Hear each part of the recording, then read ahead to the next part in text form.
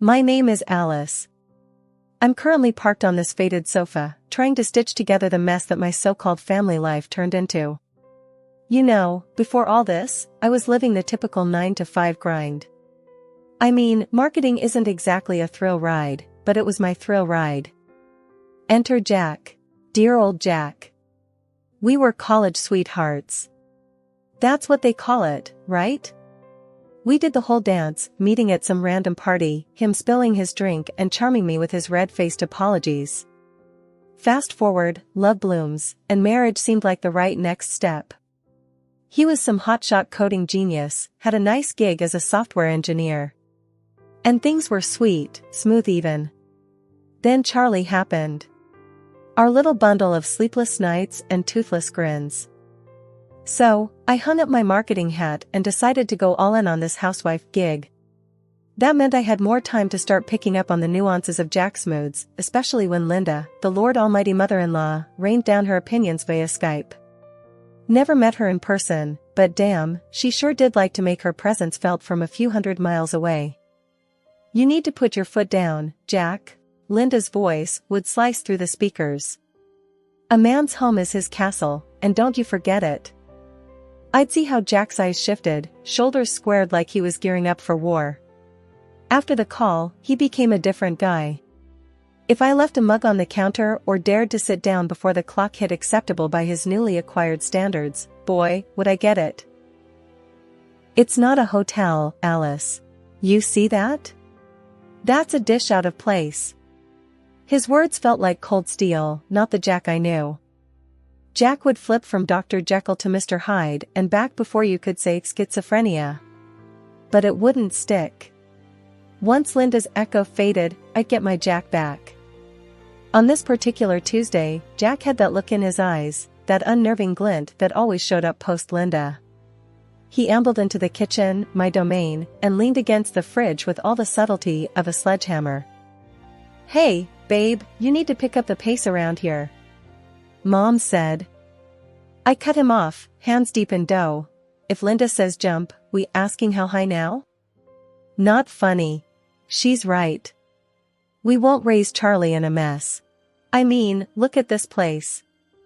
I followed his pointing finger around our perfectly tidy kitchen. The nerve of him. I thought about giving Jack a piece of my mind, but my mother always said to pick my battles, and with Jack on a Linda-fueled bender, it didn't feel like a winnable war. Suddenly, the sound of Linda's screechy tone popped from the living room. Another Skype alert. My stomach dropped. Come on, Alice. It's Mom. Watch the attitude.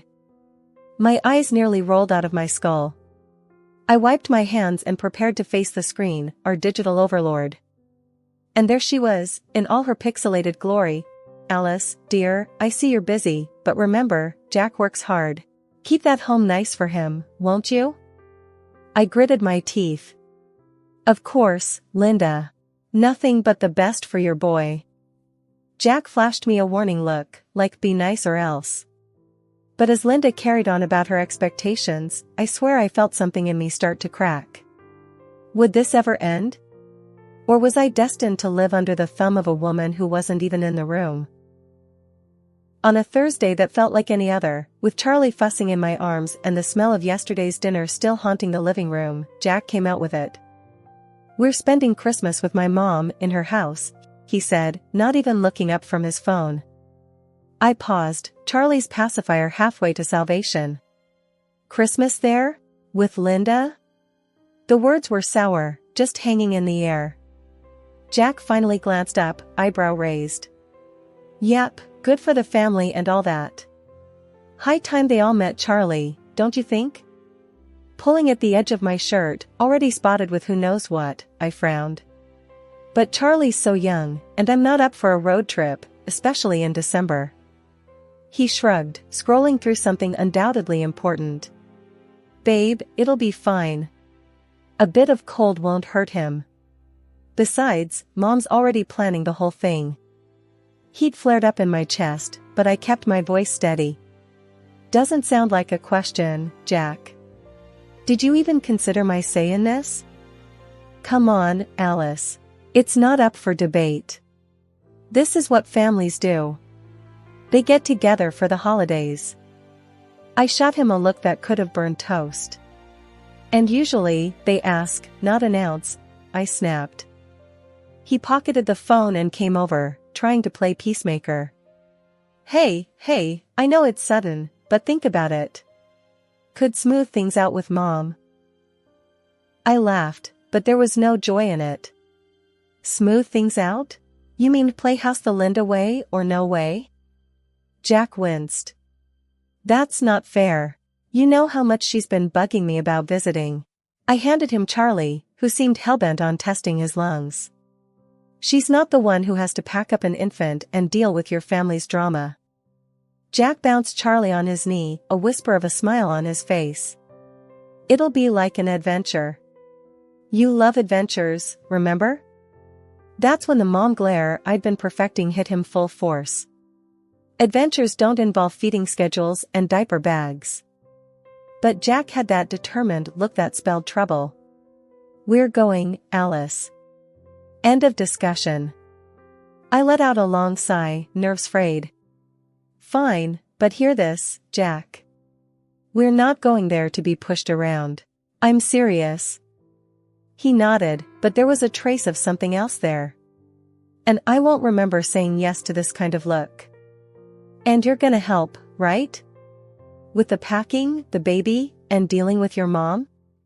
Yeah, of course, he said, though he was already picking up his phone again. With a defeated grunt, I moved to start making a list of what to take. Booties, blankets, and the battle gear needed to survive a week with Linda.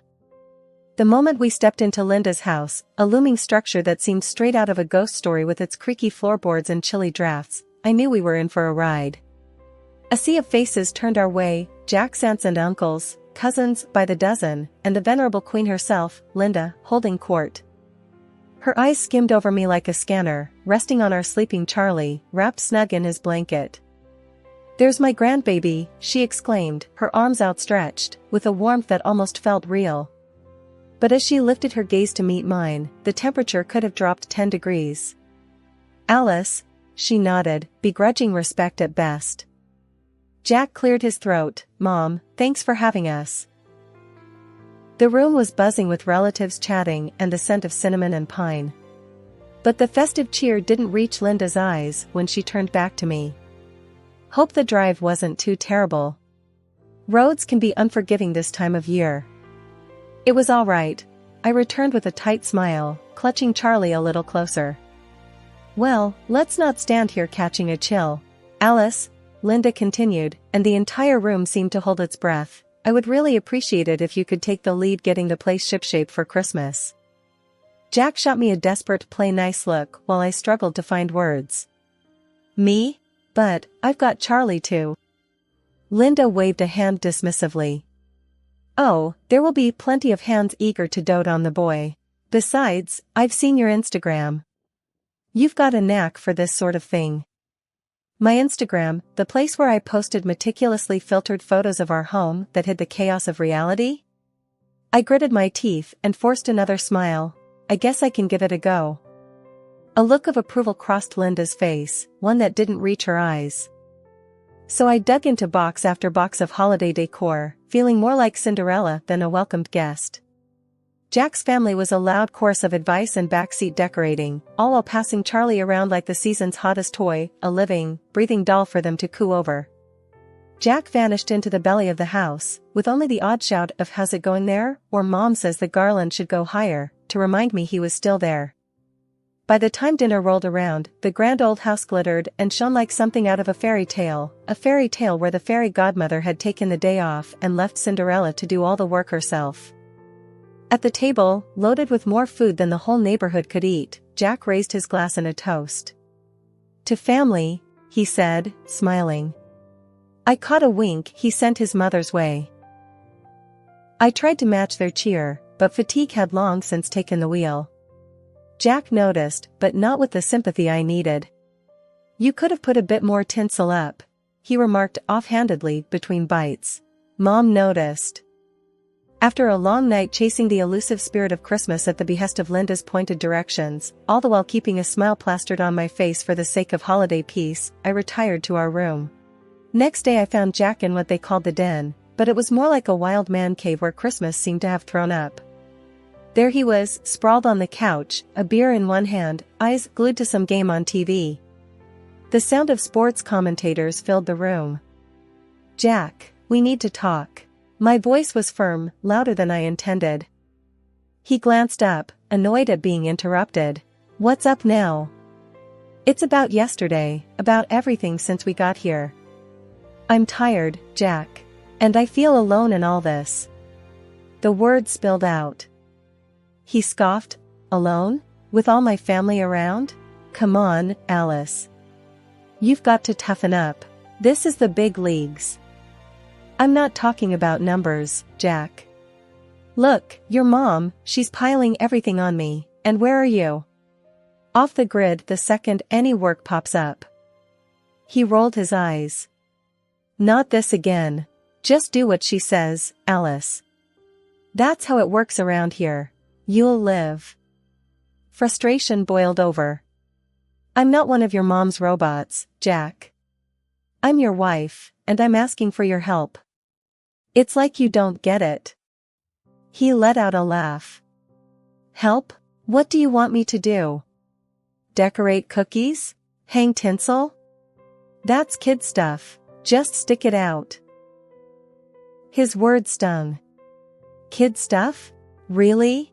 Because last I checked, we're a family too. Or is that kid stuff as well?"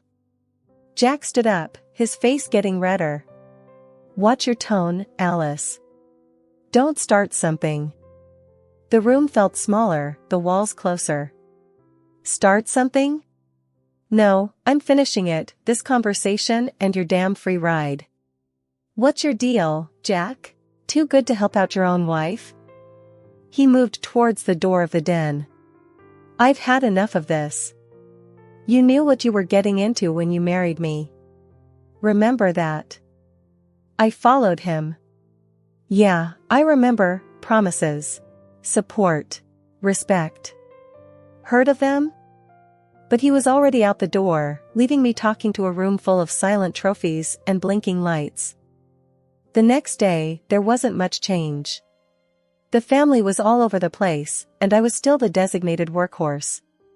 Jack avoided me, getting tight with his cousins, laughing too loud over beers and football. I worked, hardly speaking to anyone, especially not Jack. I was too angry, too worn out. And Charlie, bless him, seemed to sense the tension, becoming fussier with each passing hour. In the middle of a diaper change, Charlie crying and clutching at me, one of Jack's aunts walked in. She didn't knock, just barged in with a bucket of soiled linen. "Here you go. Add it to the laundry when you can." I looked at her, then at the laundry. "I can't right now. Can't you see?" She raised her eyebrows, surprisingly bold. "It's just laundry, dear. Plus, that's what you're here for, isn't it? To help out?" I straightened up, holding Charlie tight against my chest. "Just because I married Jack doesn't mean I'm the family maid." She frowned, her own patience wearing thin. "Don't be so sensitive. We all do our part here." "Yeah. When's Jack's turn?" Her face turned sour. "Jack? He's catching up with family." "Catching up?" My voice rose over Charlie's cries. "Is that what you call it?" She left without another word, but her message was clear, this was on me. I was on my own. I had to shove my way through the crowded store on Christmas Eve, grabbing whatever was left on the shelves. Didn't matter much what it was, anything could be turned into a Christmas dish with enough butter and salt, or so I figured. My phone was buzzing in my pocket the whole time, probably Jack or Linda wondering where I'd got to. But I was too frazzled to answer. Back at the house, I lugged the grocery bags through the snow, my arms about to fall off. Nobody came out to help, of course. I dumped the bags in the kitchen and rolled up my sleeves. The turkey wasn't going to cook itself. The oven felt like a furnace on my face, the heat mixing with my frustration into a kind of steam. As the gravy simmered and the pie crust started to brown, I felt my head spin. I took a seat for a quick breather. Linda stumbled upon me as if I'd planned it, her face twisting into a scowl. "What's this? Just sitting around while there's work to be done?" Before I could gather my wits to answer, Jack appeared behind her, his tone sharp. "Yeah, Alice, what's the deal? We got a timetable here." "I just needed a second," I said, the room tilting a little. "I'm not feeling too." "Oh, save it." Linda cut me off. "This family needs team players, not weaklings. If you can't handle it, maybe you shouldn't be here." Jack didn't say a word in my defense, just stood there nodding like a puppet. Tears burned behind my eyes, but I wouldn't let them see. "I'm not weak," I shot back, pushing up from the chair. "And I don't need this crap, not from you or anyone." Jack's face grew hard. "Watch it, Alice, or you'll be out of here so fast." He let the threat hang between us, heavy as the smell of roasting meat. I bit back a sob, threw on the apron, and turned back to the stove. They left, satisfied that I'd been put in my place. But later that night, after the plates were licked clean and the presents opened, after the laughter and the carols had quieted down, I lay in bed, the silent tears finally falling. They thought I was the weak one, but it was them, all of them. Weak for not helping, weak for not seeing, weak for not caring. Christmas dinner was set up like some kind of fancy spread you'd see in a magazine, except there was one thing off: my seat. It was away from the main table, like I had some sort of disease. I could hear them all, the clinking glasses and the loud laughs from where I was put. I sat there for a moment, staring at the untouched plate. A dry turkey slice stared back at me, the cranberry sauce bleeding into the stuffing like a bad joke. That's when I knew I was done. Finished playing pretend. Charlie was upstairs, asleep in one of the guest rooms. No way was I going to have my kid grow up thinking this nonsense was normal. I stood up, my chair screeching against the floor, louder than I expected. I didn't care. I went upstairs, packed the bags I'd been living out of for what felt like forever, zipped up Charlie's little backpack with his favorite toy and the picture book we read every night. Downstairs, the laughter ticked up a notch. They didn't even see me hauling our lives out of there in 2 trips. The walk to the train station was brutal, the cold cutting through my coat. But each step tugged a little something off my shoulders, a weight I didn't want to carry. At the station, it was empty, the kind of quiet you only get when everyone's at home. I sat there on the bench, Charlie bundled up beside me. "No more of that for us, Charlie," I whispered to him, hoping he was dreaming of something nice, something simple. "Just you and me now." The train rolled in, a lonely hunk of metal that blew hot air out the sides. I picked up Charlie, still asleep, and stepped inside the warmth. The clang of the closing door marked the end of an era as I lugged my bag out of what used to be home. The small bundle that was my baby dozed quietly in my arms, blissfully unaware of the turmoil surrounding us. It was just the 2 of us now, heading into the great unknown.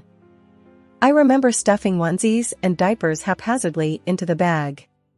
There were no pictures taken off the walls. No second looks.